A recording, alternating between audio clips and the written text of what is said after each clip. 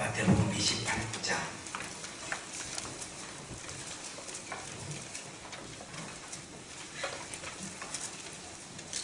1절부터 20절 말씀을 한 절씩 교독하겠습니다. 안식일이 다 지나고 안식 후 첫날이 되려는 새벽에 막달라 마리아와 다른 마리아가 무덤을 보려고 갔더니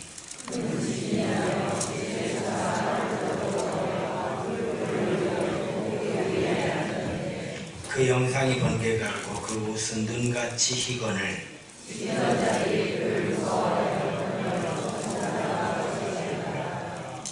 천사가 여자들에게 말하여 이르되 너희는 무서워하지 말라. 십자가에 못 박히신 예수를 너희가 찾는 줄을 내가 아노라.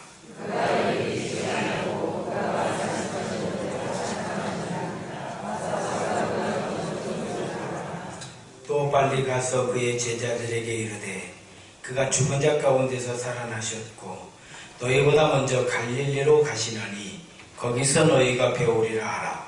보라 내가 너희에게 일렀느니라 하거늘.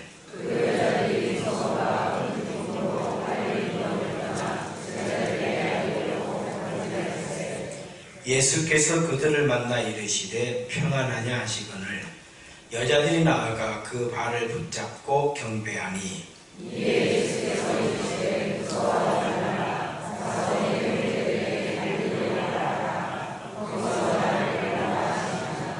여자들이 갈 때 경비병 중 몇이 성에 들어가 모든 된 일을 대제사장들에게 알리니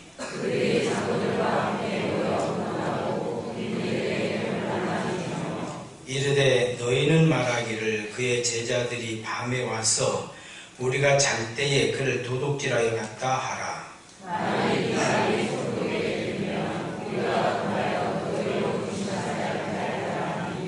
군인들이 돈을 받고 가르친 대로 하였으니 이 말이 오늘날까지 유대인 가운데 두루 퍼지니라.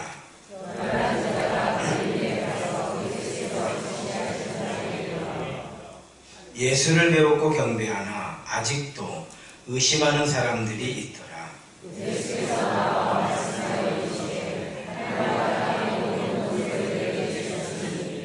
그러므로 너희는 가서 모든 민족을 제자로 삼아 아버지와 아들과 성령의 이름으로 세례를 베풀고 내가 너희에게 분부하는 모든 것을 가르쳐 지키게 하라.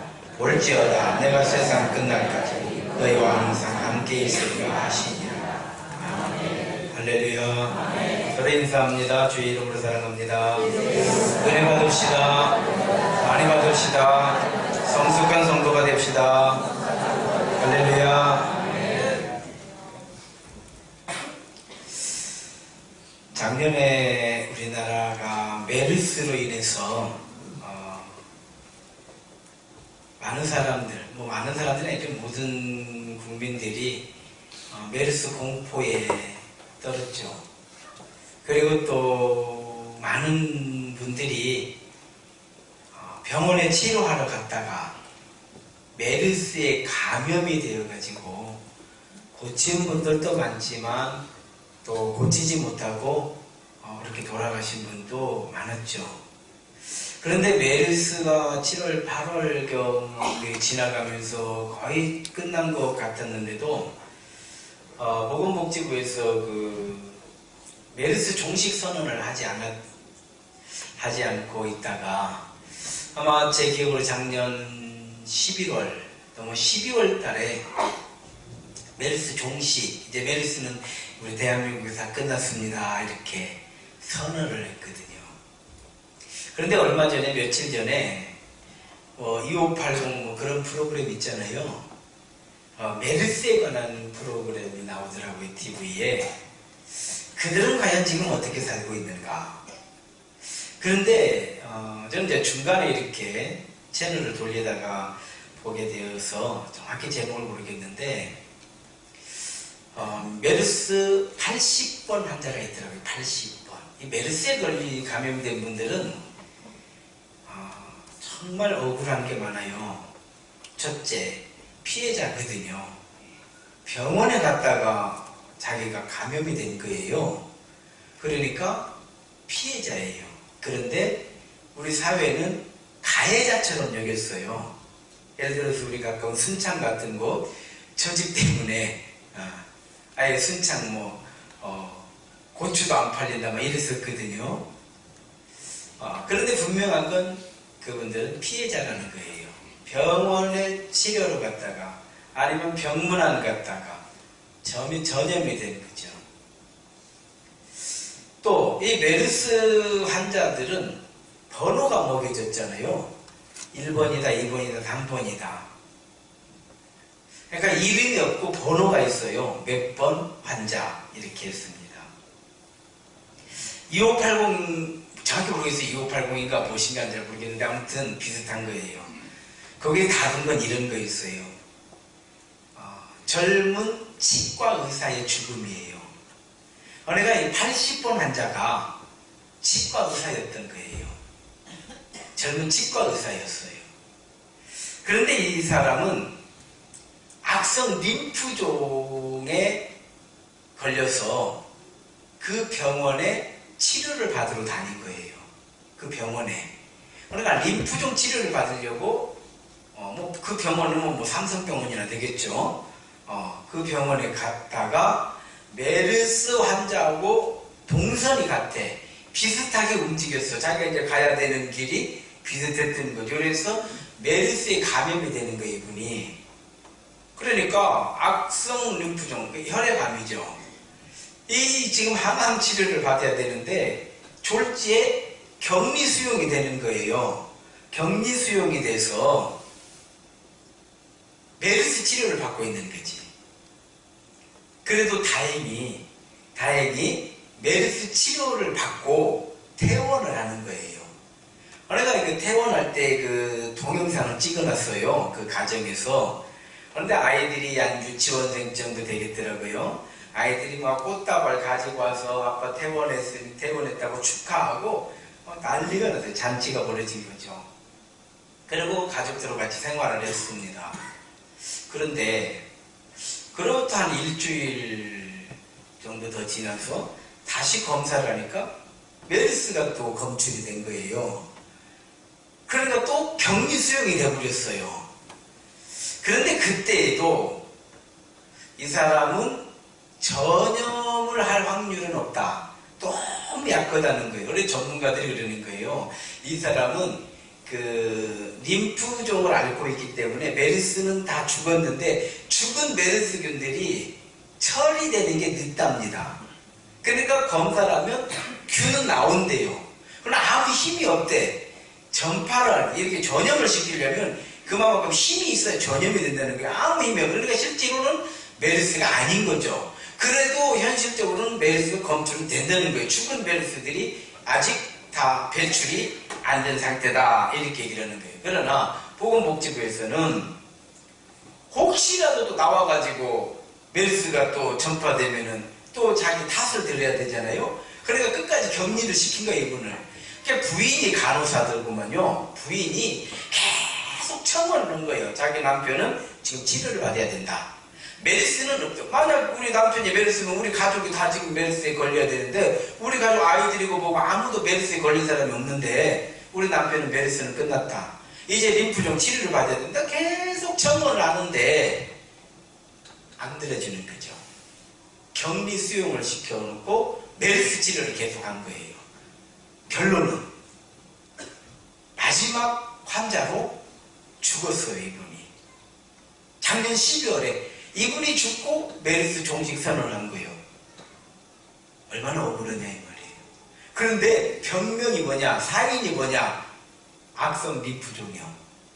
이분은 메르스로 죽은 것이 아니라 악성 림프종으로 죽었다 이 말이에요. 이게 얼마나 억울하냐 이 말이에요. 부인이 아무리 애를 써도 안 해줘. 이걸 격리를 풀어주질 않아. 그리고 이 격리가 되어 있으니까 자기가 해줄 수 있는 것이 아무것도 없어. 할 수 있는 건 영상통화 하나가 있더만. 영상통화로 당신 괜찮냐? 괜찮냐? 힘내라. 이게 전부예요. 아무것도. 그리고 끝내는 죽음으로 돌아왔어요. 또 이제 그 가족들을 취재를 하는데요. 자기 아내를 잃어버렸어요. 이분은 너무 미안하다는 거예요. 아내에게 자기는 아무것도 땀 한 번 닦아주질 못해. 왜? 들어가질 못하니까. 내가 무서워서 안 들어가는 것이 아니고 못 들어가게 막아놔 버리니까. 원래 그분이 그런 얘기를 하더라고요.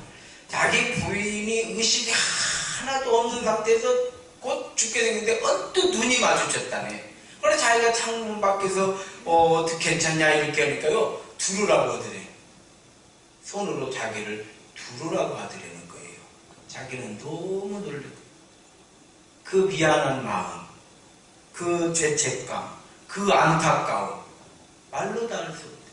또 아버지를 또 메르스로 잃은 분하고 인터뷰를 했어요. 이분이 그 아들이 그래요. 가보지도 못하게 하고 이렇게 격리가 돼 있으니까 이제 아버지가 돌아가셨어. 그러다 병원에 사정을 했답니다. 장례를 치르게 해달라고. 아주 크게 사정을 하니까 장례를 치르게 해줬대요. 문제는 사람들이 안 오더라는 거예요. 그렇잖아요. 메르스 때문에 누가 가냐 이 말이요. 막 펑펑 울어요. 사람들이 오지 않아요. 자, 제가 부활주일에 왜 이 설교를, 이 얘기를 하느냐. 한 사람이 메르스로 인해서 이렇게 사망에 이르게 되었을 때에 그 가족들이 느끼는 슬픔, 또 아무것도 해줄 수 없는 미안함, 죄책감, 답답함, 아쉬움, 이게 엄청나다 이 말이에요. 그런데 만약에 이 젊은 치과 의사 부모님하고 인터뷰를 하니까 그러니까 어머니가 그래요. 제 인생은요, 제 인생의 희망은 첫째도 우리 아들, 둘째도 우리 아들, 셋째도 우리 아들이 내 인생의 유일한 희망이었습니다. 그렇잖아요. 대한민국에서 의사 하나 만드는 게 뭐 내가 만들고 싶다고 됩니까? 돈 있다고 되는 거 아니잖아요. 과외시켜서 되는 것이 아니요. 그렇잖아요. 의사 하나 만들어내는 게 어려운 게 아니라 이거는 복 중에 복이죠. 복 중에 복이에요. 그리고 그 단란한 가정이 한순간 무너진 거죠. 그런데 만약에 이 치과 의사가 부활했다고 가정을 해보십시다. 살아 돌아온다고 가정을 해봐요. 그러면 답답함, 아쉬움, 미안함, 슬픔, 원망, 좌절, 이 모든 것이 한순간에 해결이 되는 거예요. 이걸 부활이라고 하는 거예요. 저는 이 얘기를 하려고 그래요. 우리가 부활이 상투적인 게 아니에요. 메르스를 이기고 왔을 때 아이들이 뭐 이렇게 꽃다발을 이렇게 무거운 걸 들고 들어오는 거 이제 엄마가 다 준비를 해줬겠죠. 그렇죠. 가족이 이벤트를 준비를 한 거예요. 결국은 그 남편이, 결국은 그 아버지가, 결국은 그 아들이 끝내는 사망에 이르렀다 이 말이에요. 그러니까 이 사람들 안에 남아있는 이 답답함, 억울함, 슬픔, 원망, 좌절, 낙심, 온갖 부정적인 것이 이 안에 지금 다 있는데 이걸 뭘로 해결할 거냐 이 말이에요. 부활밖에 없어요. 그 아들이 만약에 다시 돌아오고, 그 남편이 다시 돌아오고, 그 아버지가 다시 돌아오면 그 집안은 난리 날 거예요. 그리고 뭐 했든 원망이건 슬픔이건 미안함이건 이런 거 다 없어져 버려. 다 없어져 버려. 왜? 살아왔는데.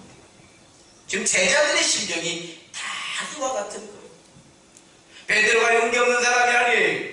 야고보와 요한이 그렇게 비겁한 사람들이 아닙니다. 예수님의 제자들이 그렇게 흐리멍텅한 사람들이 아니었어요. 그럼에도 불구하고 예수님이 십자가에 재판을 받고 십자가를 짊어지고 걸어가시는데 아무도 나설 수 없는 그 엄청난 두려움. 이 사람들이 그렇게 어리버리한 사람들이라고 생각하시면 안 돼요. 그 사람들이 이렇게 비겁한 사람들이라고 생각하면 안 돼. 예수님의 제자들이 이렇게 의리가 없는 사람들이라고 생각하시면 안 돼. 의리가 있는 사람들이에요. 용기가 있는 사람들이에요. 베드로는 죽을지언정 나는 주님을 떠나지 않습니다. 자기는 충분히 그럴 만한 사람이라고 자신하고 있었던 사람이. 그랬던 그들이 아무도 내가 대신 십자가를 짊어지겠다고 나선 제자가 없고, 예수님이 죽으셨어도 우리가 장례라도 치르게 해주십시오 라고 나선 제자가 없어요. 무엇 때문에? 두려움 때문에. 여러분 어때요? 우리가 작년에 메르스 때문에, 메르스 한번 기억해 보십시오. 우리가 움직이긴 했습니까? 저희 교회는 수련원이 있잖아요. 전부 개설돼 버렸어.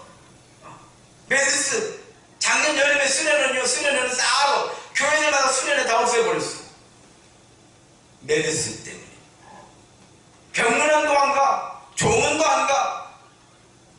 두려움이라는, 내가 그 병에 전염이 될까 두려움이. 그러고 나면 제자들의 마음에 예수님을 잃은 슬픔, 자기들이 나서지 못하는 비겁한 자기 자신들을 볼 때에 참 얼마나 답답하냐 이 말이에요. 밖에 나가지도 못해요. 이러고 있는 제자들에게 부활의 기적의 역사가 일어난 거예요. 예수님이 살아오신 거예요. 이게 부활이라고 하는 거예요. 오늘 우리는 살려고 예를 쓰지만 결국은 죽는 거 아니에요. 오늘 살려고 예를 쓰지만 우리 뜻대로 되는 일이 별로 없어. 그래서 제가 목회를 해보면요, 역시 그래도 우리 하나님 살아계셔서요, 믿음으로 사는 성도들을 다 하나님이 복을 주셨어요. 나는 확신하고 살아. 나는 이 여러분들의 삶을 보면서요, 내 눈으로 다 보고 있어. 다 보고 있어. 너무 감사한 일이요. 할렐루야. 오늘 이 시대가 얼마나 우리에게 많은 실망과 좌절과 낙심과 부끄러움을 안겨주냐 이 말이에요. 우리 어려서 어때요? 오늘 새벽에도 전주대 그 기독교 연합 그 부활절 연합 새벽 예배 드는데 갔다 오는데요. 전주대 오는데 뭐 이렇게 들어가는 입구에 프랑카드가 쫙 붙어 있는 거예요. 그래서 도대체 뭐 프랑카드인가 이렇게 보니까 너 아무개 어디 취직, 아무개 어디 취업한 거 프랑카드를 붙여놨어. 우리 때는요, 취업한 걸 프랑카드를 붙이겠으면 전주시를 다 붙여요. 아시겠어요? 그냥 우리 때 저는 상고 출신입니다. 상고 저희 고등학교만 졸업해도요, 은행은요 반에서 중간 많은 은행 들어갔어. 거짓말 같으지만은. 알겠어요? 이렇게 말하면 요즘 좀 거짓말인 줄 알아. 은행 공부 잘하는 애들은 은행 안 갔어요. 뭐 은행 가면 이류로 생각했어요. 아시겠어요? 그리고 가을쯤 되면요, 학교 대자부에 이 어디 뭐 한일은행, 조은은행 쫙 이름이 써져. 그거 프랑카드를 붙이기로 하려면은 젠장 종합운동장 하나 빌려가지고 다 붙여요. 그 프랑카드 붙였다는 건 뭔 얘기예요? 지지원 애들이 많지 않다는 거 아니에요? 그렇지 않아요? 우리는 깨알만한 글씨를 써도 그걸 다 붙이는데 그렇게 큰 프랑카드를 뭘 얘기하는 거예요? 취직하기가 이렇게 어려운데 우리 이렇게 취직했다. 그럼 거기 이름 안 붙은 사람은 뭐예요? 프랑카드 붙인 걸 뭐라고 하는 게 아니에요. 오늘 시대가 이런 시대를 우리가 살고 있다 이 말이에요. 오늘 이런 시대를 살고 있어요. 취직하면 프랑카드를 붙여놔야 돼. 이제 웬만하면 막 그냥 뭐 동네 가도 뭐 좀 하면은 막 프랑카드 붙고만 취직만 해도. 뭘 얘기하는 거예요? 취직하기도 이렇게 어렵다. 아니 취직하기도 어려운 세상을 그럼 우리들은 어떻게 뭔 희망을 가지고 살아 이 말이에요. 취직하는 건 당연한 것이고 우리가 어떻게 살 것이냐, 인생을 어떻게 살 것이냐, 내 인생의 꿈과 비전은 무엇이냐, 내 인생을 어떻게 살아야 내가 보람되게 살고 내가 어떻게 살아야 내가 나답게 사는 것이냐를 생각하는 것이 아니고 어떻게 취직해야 되느냐. 우리 어려서 그런 노래 하면서 우리 자녀들 키우고 우리 때 이렇게 그래 했잖아요. 키웠잖아요. 왕왕왕왕 나는 왕자다. 하나님 나라에 나는 왕자다. 이렇게 컸잖아. 그래 안 그래요? 교회 다니는 사람들 알아. 텔레비전에 맨날 나와서 0000 나는 공주다. 하나님 나라에 나는 뭐 이런 게 했어 안 했어? 아 지금 왕자들이 공주들이 지금 이렇게 살아야 되겠냐 이 말이요. 세상은 우리에게 실망을 주고 절망하게 하고 좌절하게. 그러니까 어때요? 3포시대, 5포시대, 7포시대 사람들이 너무 위로가 되는가 봐요. 요즘은 7포시대, 아니 뭐 나만 안 되는 줄 알았더니 또 7포들이 많다 보니까 위로가 돼. 예, 나만 혼자 넘어진 줄 알았더니 수도 없이 넘어졌는데 함께 위로가 됩니다. 알았어요? 예, 나만 망한 줄 알았더니 주변에 다 같이 망하네. 아이고 위로가 돼. 이런 시대를 우리가 살고 있어요. 성도 여러분, 예수님의 부활은요, 이런 우리의 답답하고 슬프고 안타깝고 두렵고 이런 모든 것들을 한순간에 변화시킨 기적의 사건인 줄로 믿습니다. 그래서 부활은요, 우리의 믿음을 새롭게 하는 기적의 사건이 되었고요, 부활은 우리의 믿음에 확신을 심어주는 기적의 사건이 되었고, 부활은 우리의 믿음에 힘을 실어주는 하나님이 만드신 기적이 되었던 거예요. 그러니까 오늘 예수님께서 너희는 땅끝까지 이르러 나의 증인이 되라 이렇게 말씀하실 때 제자들은 우리가 무슨 증인이 되겠습니까? 이렇게 대답하지 않았어요. 아멘 했던 거예요. 왜? 부활의 주님을 만났잖아요. 제자들의 믿음은 회복이 됐어요. 십자가에 끌려가는 예수님을 보면서 낙심했던 그들이 부활하신 예수님을 보면서 아하, 이건 하나님의 계획이셨구나. 우리를 향한 하나님의 사랑이었구나. 약속하신 말씀대로 부활하셨으니 이제 더 이상 두려울 게 뭐가 있냐 이 말. 그래서 우리는 부활의 신앙을 가지고 살아야 된다 이 말이요. 할렐루야. 우리가 이 땅에서 하나님의 영광을 드러내고 그 은혜를 힘입어 살 뿐만 아니라 우리가 어느 순간 이 땅에서 눈을 뜨는 곳이 아니라 눈을 뜨고 보니 천국이다 이 말이요. 할렐루야. 이 소망 가지고 살아야 된다 이 말이요. 이 부활의 소망이 우리의 믿음을 회복시키는 줄로 믿습니다. 제자들의 믿음을 회복을 시켰잖아요. 제자들이 용기가 없는 사람들이 아니라 원래 용기가 있었던 사람이 이 용기를 회복을 시켰어. 우리가 용기 없는 사람들이 아니잖아요.